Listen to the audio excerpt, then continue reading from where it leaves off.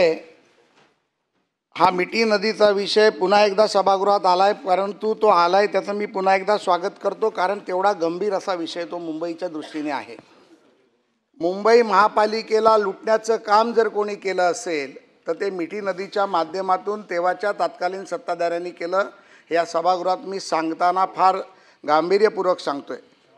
सभापती महोदय, मिठी नदीचा विकास आणि मिठी नदीमध्ये झालेला गाळ उपसामधला भ्रष्टाचार या बाबतीतली तक्रार दाखल झाली।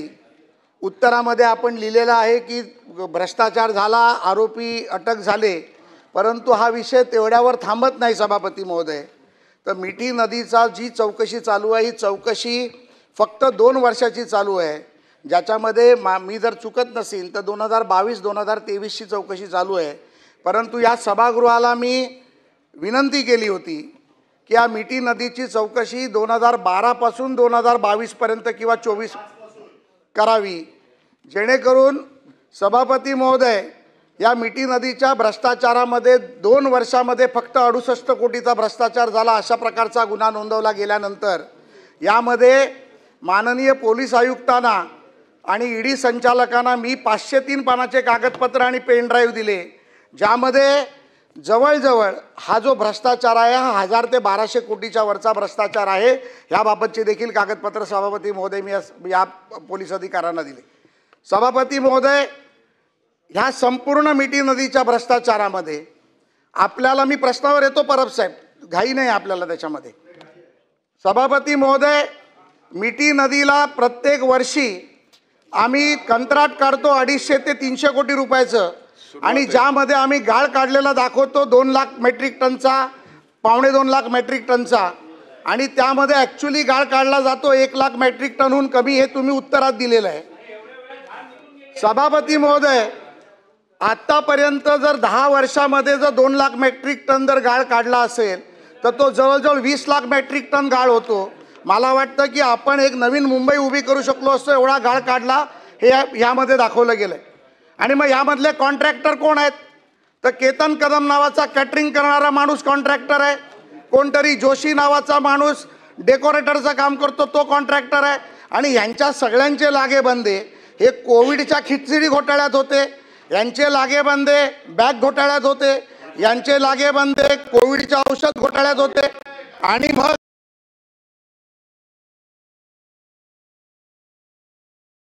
सभापती महोदय हे अशा प्रकारे हा गाळ जो काढलेला दाखवला, ज्या ठिकाणी गाळ टाकलेली जागा दाखवली ती जागाच मुळे अस्तित्वात नाहीये। प्रश्न विचारा सभापती महोदय, मला या प्रश्नाबद्दल बोलू द्या। सभागृहाच्या माध्यमातून राज्याला, मुंबईला कसं लुटलंय हे कळू दे सभापती महोदय। नुसता प्रश्न विचारून मुंबईला कसं लुटलंय कळणार नाही। सभापती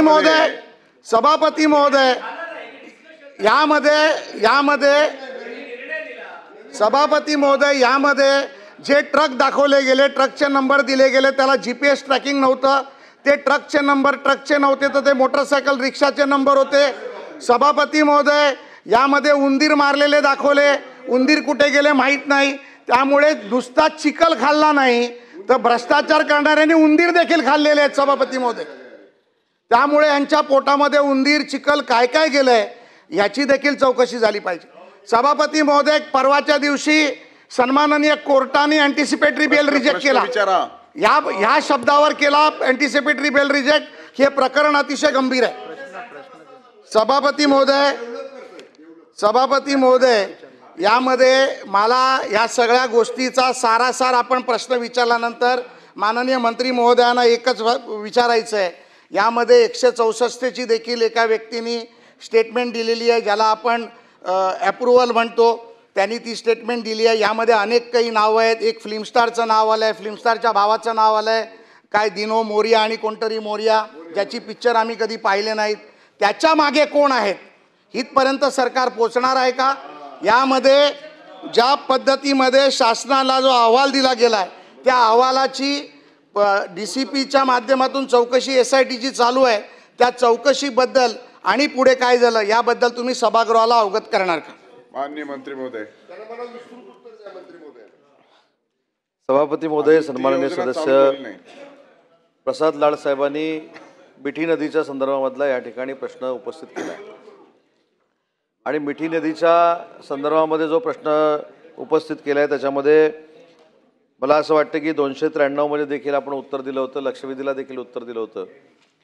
पण याच्यामध्ये वस्तुस्थिती जी आहे ती देखील या प्रश्नाच्या निमित्तानं पुन्हा एकदा सगळ्या सभागृहाला कळली पाहिजे की सन्माननीय सदस्य प्रसाद लाड साहेबांनी सांगितले की फक्त हा तपास जो आहे तो 3 वर्षाचाच आहे. तर हा जो तपास आहे हा 3 वर्षाचा नाही, हा तपास 2012 पासूनच होणार आहे. परंतु मागच्या उत्तरामध्ये देखील मी असं सांगितलं होतं की 3 वर्षामध्ये या सगळ्या गाळाच्या संदर्भामध्ये जो SITनं तपास केलेला आहे त्या 3 वर्षामध्ये त्यांना 3,44,000 हे फोटो तपासावे लागले आणि 3,44,000 जे फोटो तपासले त्या फोटोमध्ये फक्त डंपर दिसलेले आहेत, डंपरमध्ये गाळ दिसलेला नाही. याची सुरुवात कुठं झाली, याच्यामध्ये राजकारणामध्ये न जाता याची सुरुवात कुठं झाली की 2012ला एक निर्णय महानगरपालिकेनं केला की मिठी नदीचा जो गाळ आहे हा डम्पिंग ग्राउंडवर न टाकता हा जे कॉन्ट्रॅक्टर जे कन्सल्टंट हे टेंडर घेणार आहेत त्यांनी प्रायव्हेट जागामध्ये टाकावा, हे याचं मूळ स्वरूप आहे. हा जर ठराव झाला नसता किंवा हा जर निर्णय झाला नसता तर डम्पिंग ग्राउंडमध्ये जसं 1930 सालापासून देवनारमध्ये किती कचरा टाकलेला आहे याचं कॅल्क्युलेशन आजही होऊ शकतं, तशा पद्धतीचं या गाळाचं देखील कॅल्क्युलेशन होऊ शकलं असतं. परंतु गाळ कुठं टाकला आहे हे देखील कोणाला कळलं नाही. आणि याच्यामध्ये आता 3 वर्षाचा जो FIR दाखल झाला आहे त्याच्यामध्ये काय म्हटलं आहे तर काही टेंडर जी आहेत ही गाळ काढायला दिल्यानंतर ही रिकॉल करण्यात आली आणि रिकॉल करण्यात आल्यानंतर त्यावेळेचा जो काय 2,000-3,000 जो काय रेट होता तो वाढवून त्याच्यामध्ये फरक करण्यात आला. त्याच्यामध्ये जो भ्रष्टाचार झाला आहे तो फक्त 18 कोटीचा एका वर्षामध्ये. त्याच्यानंतर ज्याचा उल्लेख मी आता केला की डम्पिंग ग्राउंडवर न टाकता प्रायव्हेट जागेमध्ये टाकावा अशा पद्धतीचा जो निर्णय झाला त्याच्यामध्ये 3 वर्षात गाळच टाकलेला आपल्याला दिसलेला नाही. त्याच्यामधला गाळातला भ्रष्टाचार जो आहे तो 45,50,47,105 रुपयाचा FIR मध्ये दाखल केलेला आहे आणि 3 कोटी रुपयाचा जो आपल्याला डिफरन्स दिसतो जो आपण 65 कोटी म्हणतो त्याची अजूनही तपास यंत्रणा सुरू आहे. परंतु FIR 65 कोटीवर फक्त 3 वर्षाचा झालेला आहे. 2012 पासून 2019 पर्यंत जर आपण बघितलं तर मधल्या 4-5 वर्षामध्ये संथ गतीनं गाळ काढण्यात आला. परंतु नंतर जो गाळ काढण्यात आला त्याचं देखील कॅल्क्युलेशन अजूनही SITला कळत नाही आहे. त्याच्यामुळं SITनं असं सांगितलं की आम्हाला जरा मुदत द्या, मुदतीनुसार जर आम्ही वाढीव मुदतीनुसार जर आम्ही तपास केला तर 2012च नाही ज्याचा उल्लेख परब साहेब तुम्ही या ठिकाणी केला 2006 पर्यंत देखील त्यांना जावं लागणार आहे. 2006 पासून देखील त्यांना तपास करावा लागणार आहे आणि नुसता गाळाचा तपास करून उपयोगाचा नाही तर त्यावेळी काही इन्फ्रास्ट्रक्चरची कामं देखील झाली 1500 कोटी रुपयाची आणि ती इन्फ्रास्ट्रक्चरची जी कामं झाली त्याच्यामध्ये देखील प्रायमा फेसी असं दिसतंय की काही ठिकाणी कामच झालेली नाहीत. त्याच्यामुळे सन्माननीय सदस्य प्रसाद लाड साहेबांनी जे विचारलं की हे कॉन्ट्रॅक्टर कोण होते त्याची पूर्ण यादी ही माझ्याकडे आहे.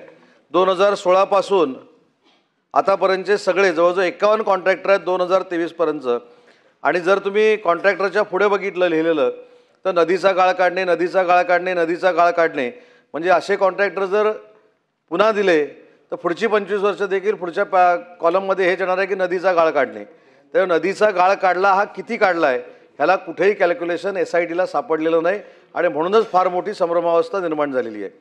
प्रसाद लाड साहेबांनी आता सांगितलं कोण केतन कदम जो आहे तो अटकेमध्ये आहे, त्याच्याबरोबरचे 5-6 जे आरोपी होते त्यांनी अटकपूर्व जामिनासाठी अर्ज केला होता, तो देखील आता 2-4 दिवसामध्ये त्याची देखील तारीख आहे. परंतु एक जो केतन कदम होता ज्यानं जामिनीसाठी अर्ज केला होता तो देखील फेटाळलेला आहे. त्याच्यामुळे याच्यामध्ये जे कोण इन्व्हॉल्ड आहेत त्यांच्यापर्यंत आपण पोहोचणार आहोत. आणि लक्षवेधीला उत्तर देत असताना सन्माननीय सचिन भाऊ असतील, अनिल परब साहेब असतील, यांनी देखील सगळ्यांनी सांगितलेलं आहे की या भ्रष्टाचारामध्ये राजकारण आणण्यापेक्षा जे खरे कोण याच्यामध्ये आहेत त्यांच्यापर्यंत पोहोचणं हे SITचं काम आहे आणि तसे निर्देश SITला दिलेले आहेत.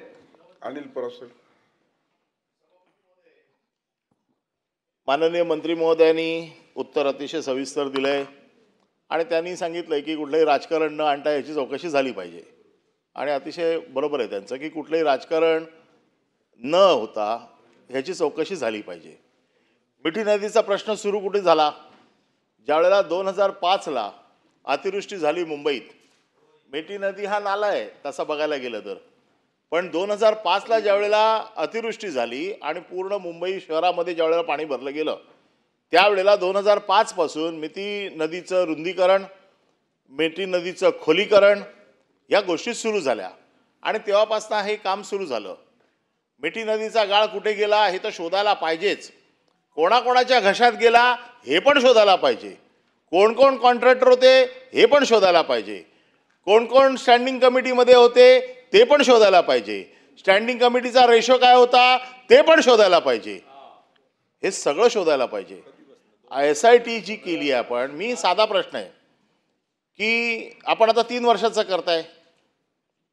3 वर्षाचं आत्ता जो काय आपण सांगितलं की 2000 आत्ता पहिलं 3 वर्षाचं करताय.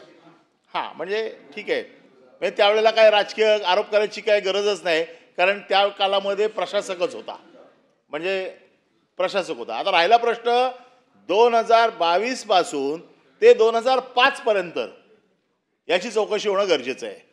मागच्या ही परत परत लक्षवेधी आणली जाते, म्हणजे त्या दिवशी लक्षवेधी आणली, उत्तर दिलं गेलं, अजून प्रसादचं समाधान झालं नाही. ते उंदीर कुठे गेलेत?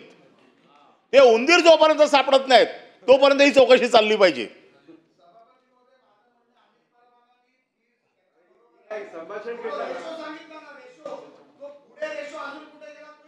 हा, शोधला पाहिजे. मी माझं तेच म्हणणं आहे, याची पूर्ण चौकशी झाली पाहिजे. फक्त जे सांगितलं गेलं मगाशी की खिचडीसारखं होता कामा नये. जो खिचडीचा मालक तो बाहेर का, तो ह्यांच्या पंखाखाली आहे, आणि खिचडीचा मॅनेजर आत का, तर तो अजून तुम्हाला दबला नाही आहे. म्हणजे हे सगळं होता कामा नये. आता मी ह्या वेळेला सविस्तर, माझं म्हणणं आहे सविस्तर चर्चा आणा याच्यावरती. मुंबईच्या मिठी नदी हा एक विषय आणा. म्हणजे एकदाच काय तो त्याचा फैसला होऊन जाऊ देत, आणि त्याचा अध्यक्ष राजन सिंगला बनवा त्या आयोगाचा, कारण त्याला माहिती आहे महापालिका. मी जे काय बोलतोय हे राजन सिंग एवढं कोणालाच माहित नाही. आणि म्हणून माझं मत असं आहे की ह्याच्यात कुठली गाळ 100% शोधा, चौकशी करा, SIT करा. ED आलेलीच आहे त्याच्यामध्ये, कारण अशा प्रकरणात तर ED येणारच. ED आल्याशिवाय तुमचं प्रकरणच होऊ शकत नाही पुढे. आता जे परत परत SIT नेमलेली आहे, SITची चौकशी आहे, परत परत ह्या शिळ्या कडीला ऊत देऊन बदनामी कोणाची तरी करायची, कुठेतरी डायरेक्शन द्यायचं, हा या प्रश्नाच्या मागचा उद्देश आहे असं मला वाटतं. कदाचित चुकीचं असेल, पण माझं म्हणणं असं आहे की चौकशी करायची आहे ना. ज्या वेळेपासून हे गाळ काढायचं कॉन्ट्रॅक्ट सुरू झालं त्या वेळेपासून हे गाळ काढायच्या कॉन्ट्रॅक्टची पूर्ण चौकशी झाली पाहिजे. हा स्कोप वाढवला पाहिजे. 2005 पासून त्याची चौकशी झाली पाहिजे. जे जे ह्याच्यात दोषी आहेत, ज्यांनी ज्यांनी गाळ खाल्लेला आहे, त्या प्रत्येकाच्या तोंडातना हात घालून हा गाळ बाहेर काढला पाहिजे. मग त्याच्यामध्ये चिखल निघेल, गाळ निघेल, उंदीर निघतील, सगळं निघतील. पुन्हा त्या ताटावर कोण कोण बसले होते हे मला पण माहिती आहे, मी पण सांगू शकतो. माझं मत असं आहे की एकदा ह्याची चर्चा घ्या सभागृहात, म्हणजे काय एकदाच काय तो त्याचा सोक्षमोक्ष होऊन जाईल. आणि म्हणून माझं मत असं आहे की हा जो काय तुम्ही चौकशीचा फेरा चालू केलाय याचा स्कोप वाढवून तुम्ही त्या दिवशीचं उत्तर दिलंय 2005 पर्यंत नेतोय. आता परत प्रश्न आणलाय तर परत उत्तर द्यावं लागेल की 2005 पासून याची चौकशी करणार काय. आणि ती जी चौकशी होईल ती, माझं मत असं आहे की न्यायाधीशाच्या अंडर ठेवा ना. हिम्मत आहे ना. एखाद्या रिटायर्ड जजच्या अंडर ही चौकशी करा. 2005 पासून करा, होऊन जाऊ देत. आज मंत्री महोदय,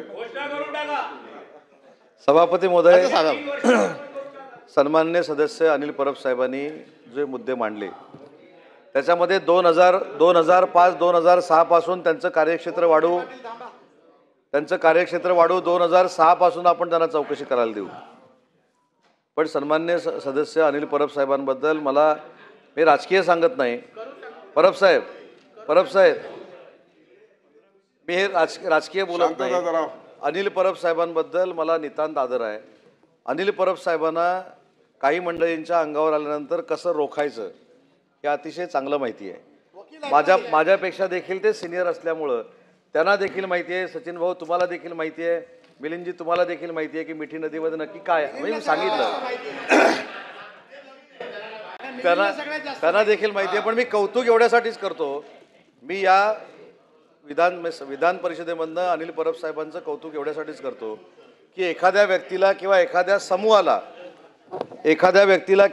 समूहाला कशा पद्धतीनं प्रोटेक्ट करायचं हे जर कोणाकडनं शिकायचं असेल तर त्याच्यामध्ये अनिल परब साहेबांचा हात कोणी धरू शकत नाही.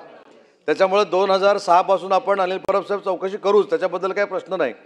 परंतु जे अटकेमध्ये आहेत त्यांचे संबंध कोणाशी आहेत, जे अटकेमधनं अटकपूर्व जामीन घेऊन बाहेर आलेले आहेत त्यांचे संबंध कोणाबरोबर आहेत, याच्यामध्ये ज्यांचं कोणाचं नाव घेतलं हे नाव जरी नसलं तरी सँटेनो मोरिया कोण आहे हे देखील आपल्या सगळ्यांना माहिती आहे.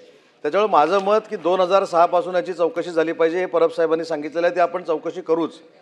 पण 2012ला मी पुन्हा एकदा परब साहेब रिपीट करतो, 2012ला स्थायी समितीमध्ये कोण असेल त्यांची चौकशी होईल, जे कोण असतील त्यांचा रेशो बघतील, उंदीर कुठं गेले हे देखील होईल, उंदीर खाण्यासाठी मांजरं किती आली ते देखील होईल, हे सगळं होईल.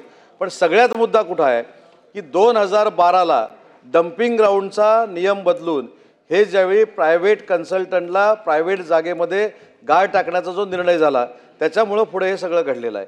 आणि हे परब साहेबांना देखील माहिती आहे. परब साहेबांनी जो मुद्दा ह्या ठिकाणी मांडला चौकशीच्या बाबतीतला परब साहेब, तो पारदर्शकपणाने केला जाईल.